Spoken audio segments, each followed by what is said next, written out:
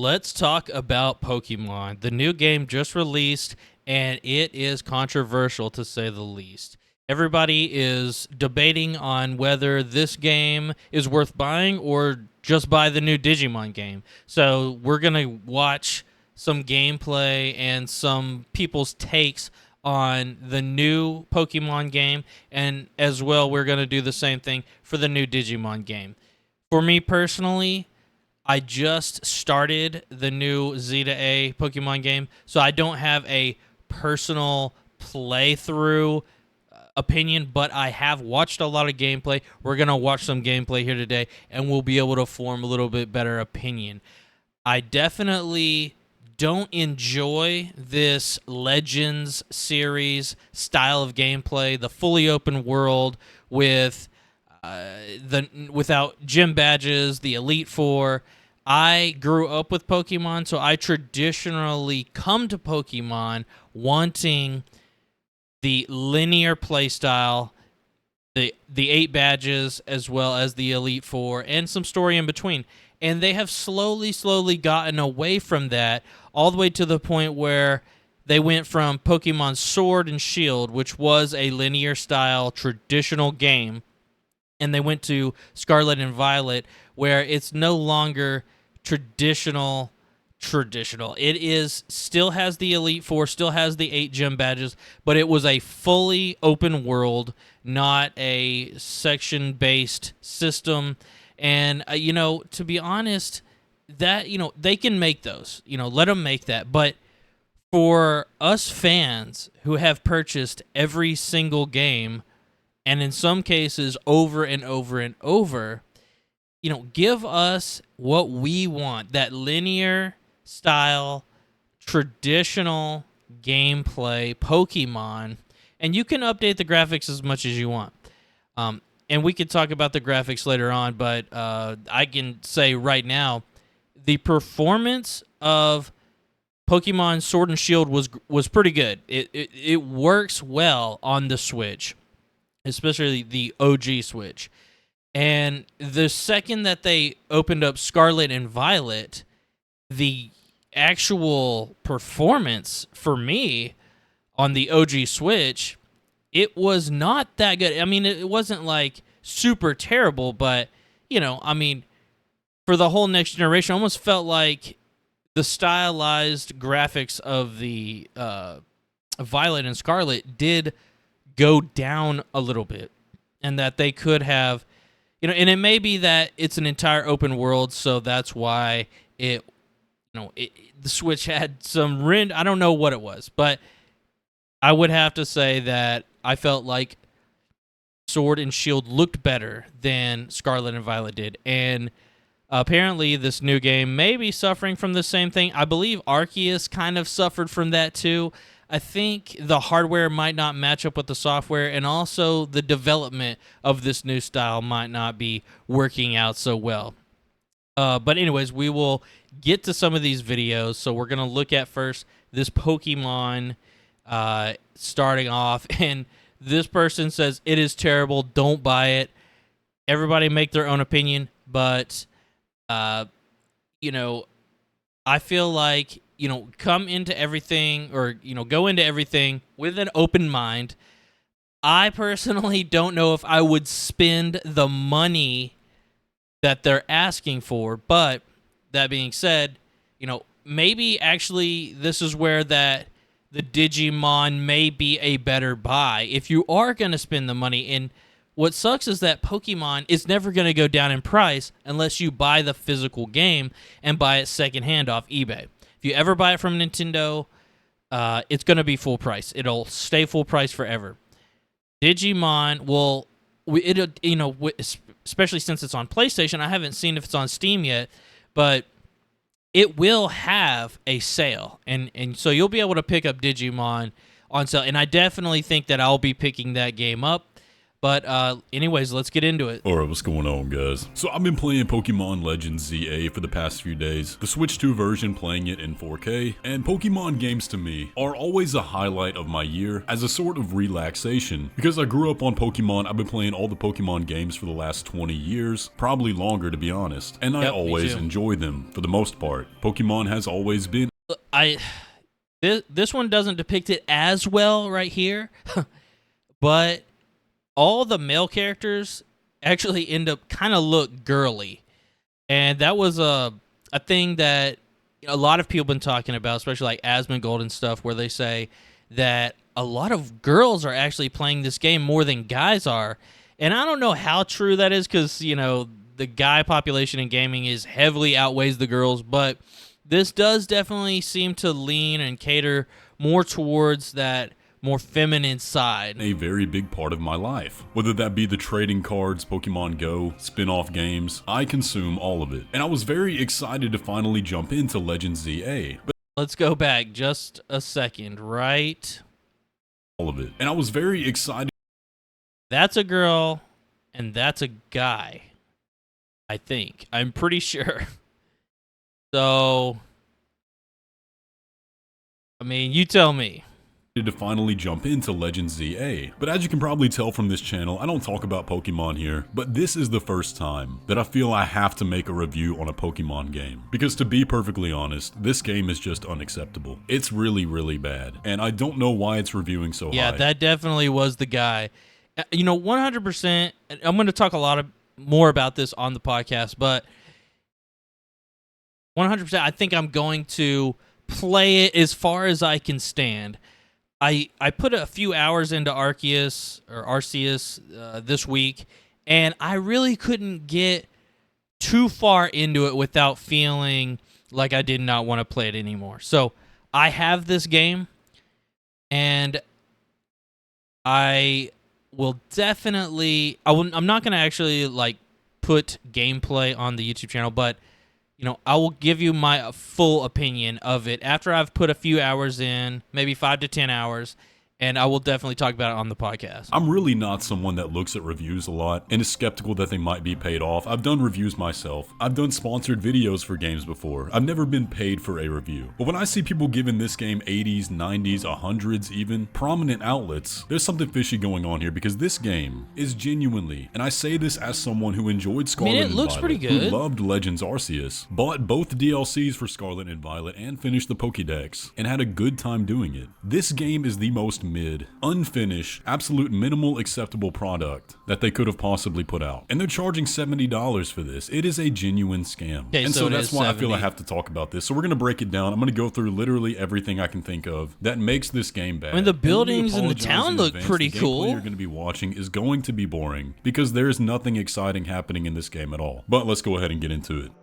So let's start with the most obvious, the elephant in the room that everybody's been talking about, the graphics. Now, up front, let's just be honest, nobody plays Pokemon for the graphics. I don't play Pokemon for the graphics, and I'm even willing to look past most It's of this stylized, Legends but Arceus it does had need to bad perform graphics. well. Scarlet and Violet had terrible graphics, but those were still enjoyable games. Lumio City was an icon in X and Y. That game made the city feel alive, and it was the first time in a Pokemon game we really had something of this scale. But Legends ZA takes Lumio City and makes it as dead and dull as possible. We're in 2025, and every surface of this city, for the most part, is a flat, blurry PNG. The buildings are literally rectangles, with no three-dimensional textures. Occasionally, you may have an awning over a doorway, or railing on the roof, or scaffolding that's meant to be something you can climb on, but that's it. The whole game looks like it has yet to load in fully. Now, even on Switch 1, this game does run way better than Legends Arceus and even Scarlet and Violet, and people are giving it credit for that, but I genuinely think the reason for that is because there's nothing to load in. You're really not putting that much stress on the console with how simple everything is. And you know the potential's there because Game Freak is currently working on another game called Beast of Reincarnation, and I'll let you make the comparison on that one. It's the same company. They're probably using a lot of the same resources to make both these games. And well, you can see the difference for yourself. The graphics are really just the tip of the iceberg with this game.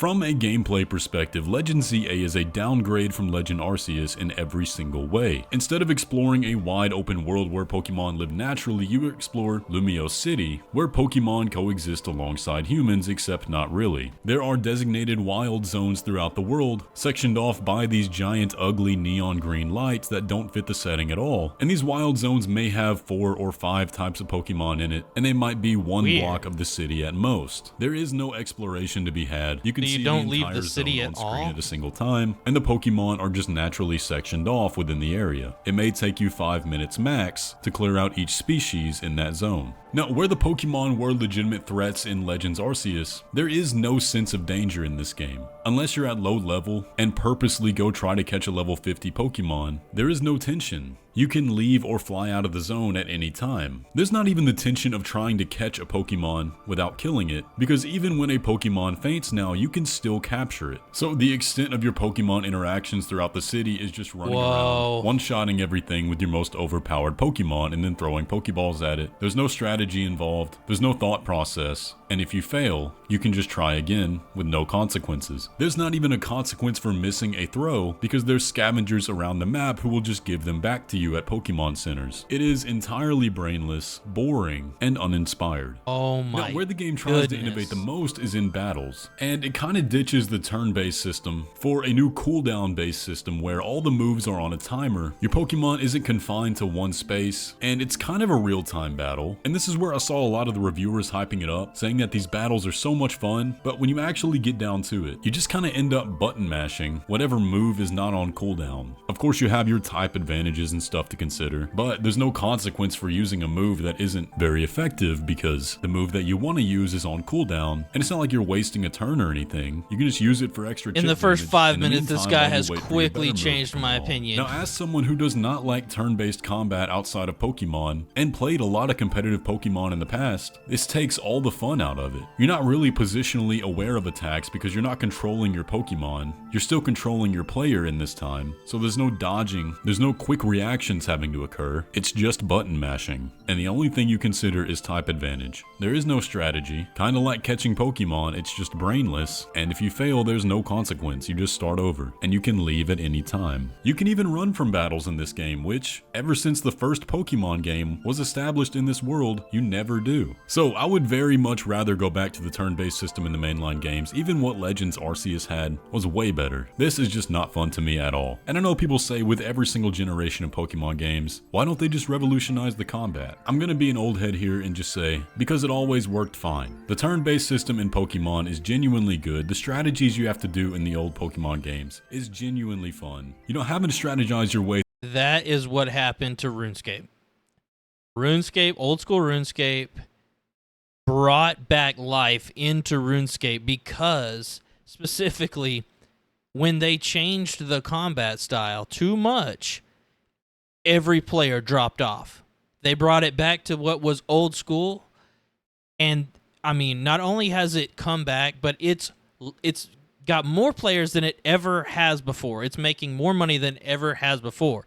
And we are creatures of habit. So although, yes, we do want some new aspects to things, we do love certain things to stay the same. And in this case, it's going to be that exact battling style. And for me particularly, I love the linear progression of the actual Pokemon game, you know, the routes and doing the map and doing this and that. And I loved, like, back in the old school games where you had to go find a flying Pokemon in order to fly from place to place. You couldn't just take a random taxi or something like you could in Sword. So they took that away from you. And then, you know, you had to find a swimming Pokemon in order to swim. And there was just so many, you know, things that the older school Pokemon that really, really made the series. And that's, you know, that's really what we're coming back for. And they're taking it away from us, like piece by piece. To the Elite Four in Soul Silver and Heart Gold, having to take notes on what works and what doesn't work when fighting Cynthia and Diamond, Pearl, and Platinum, that's fun to me. I was that kid back in the original Gold and Silver that if a move did not do damage, I replaced it with something that did. As I've gotten older and played more Pokemon games over the years, I learned the strategies that could be accomplished in the turn-based system, and I really don't think that's what should be changed to make good Pokemon games. But let's talk about something that could be changed.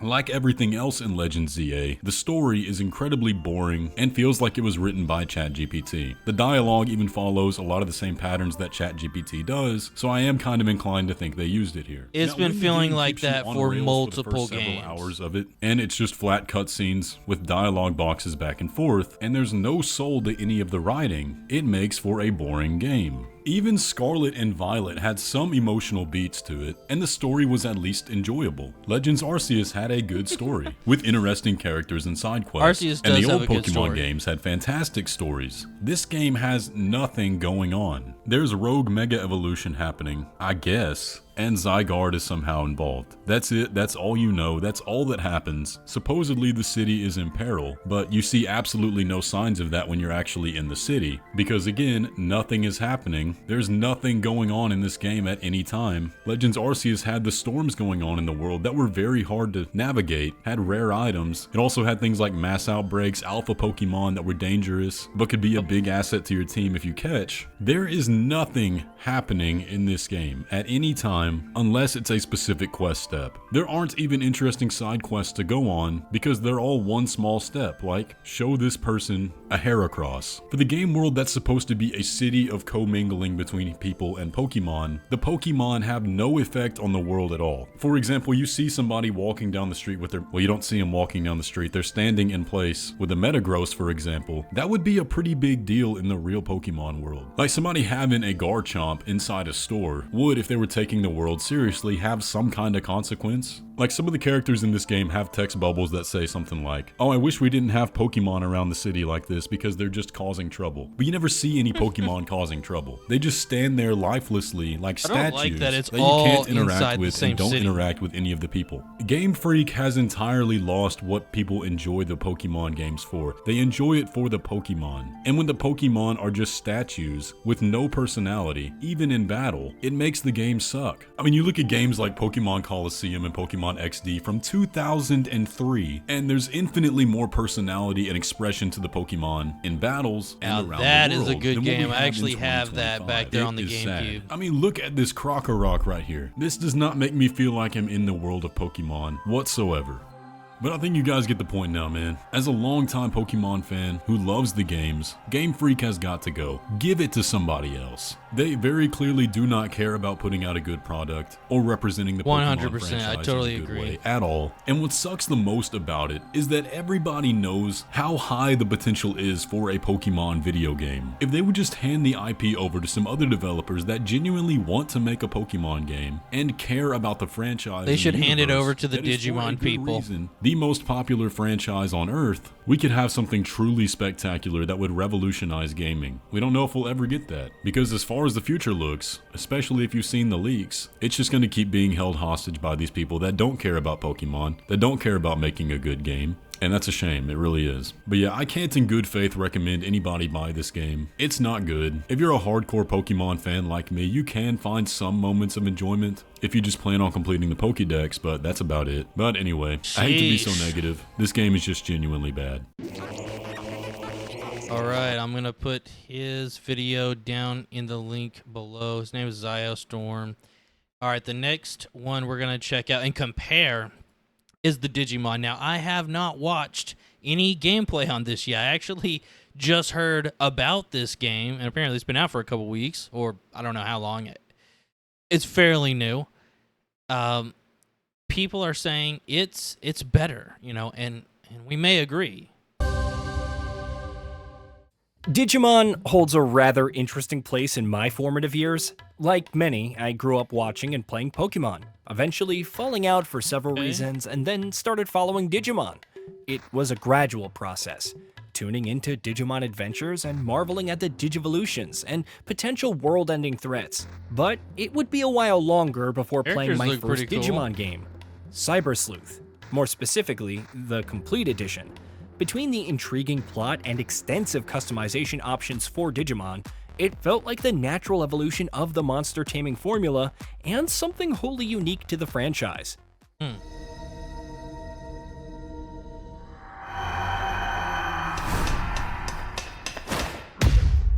Oh, that's cool. Now, I don't know much about Digimon. I was not a Digimon kid. So, although I grew up around it, I did not play the games. I didn't watch the show. Not because Bandai Namco kept players in the dark, but because Time Stranger was announced way back in 2017. Yes, the same year as Hacker's Memory, the sequel to Cyber Sleuth. Updates were provided through the years, but a proper trailer wouldn't be revealed until earlier this year. So almost 8 years since the initial announcement, and brother does it show. Digimon's story, Time Stranger, still features the in-depth progression and customization systems that the franchise is known for, but it falters in so many baffling ways. The presentation feels lacking at times, and not just because of the frame rate. The plot misses urgency and a compelling cast, taking an astoundingly long time to move things along, while failing to make you care for many of its core That's characters. why it's only worth probably getting this on sale, like I always say.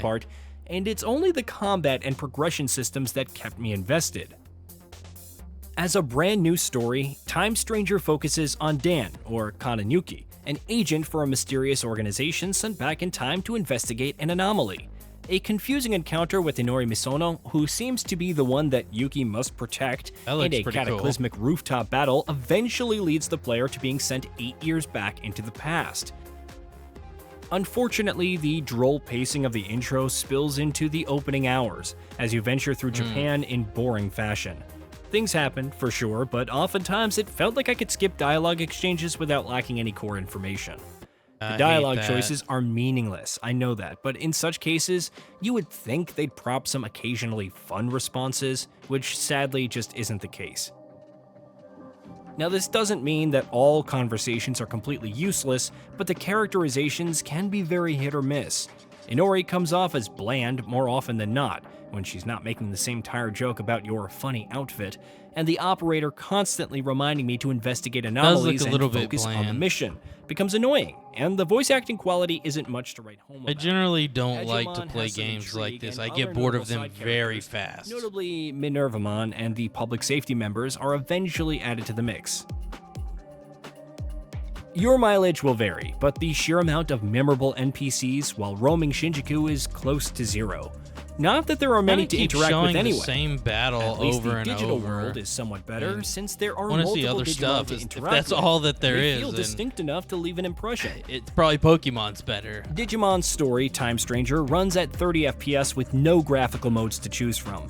It's not the biggest deal breaker since it runs in 4K, and the characters look pretty detailed in cutscenes, which also offers some pretty nice animation and cinematography for the most part. With it being so stylized, I'd rather it run at 60 roaming in the world at least. is a different story due to how distant details are handled, not to mention the noticeable pop-in, jittery shadows, and animation quality.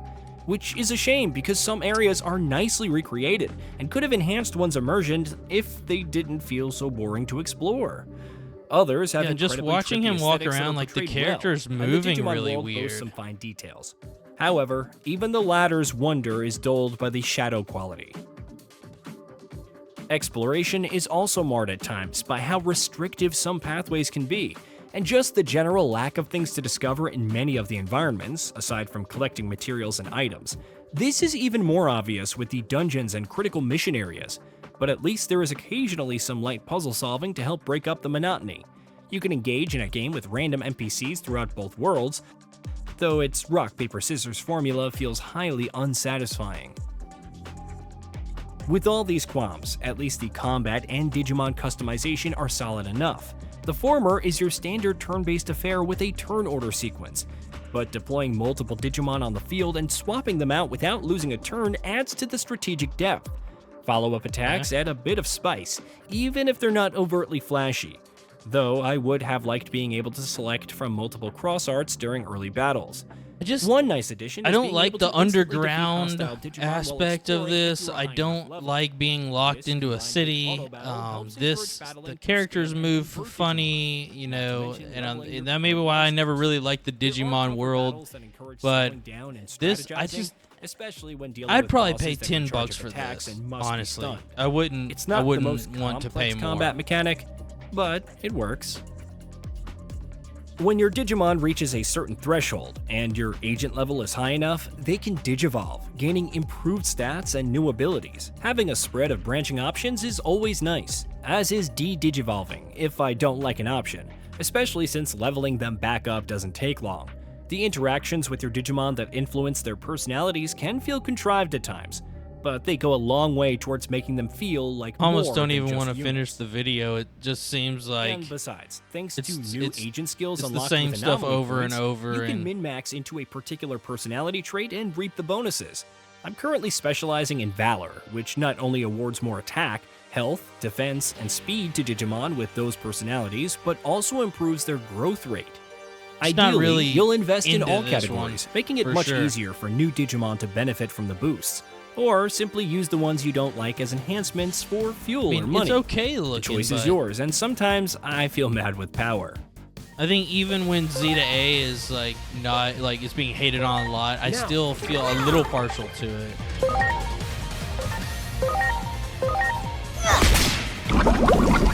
But I'm willing to try this on a good sale.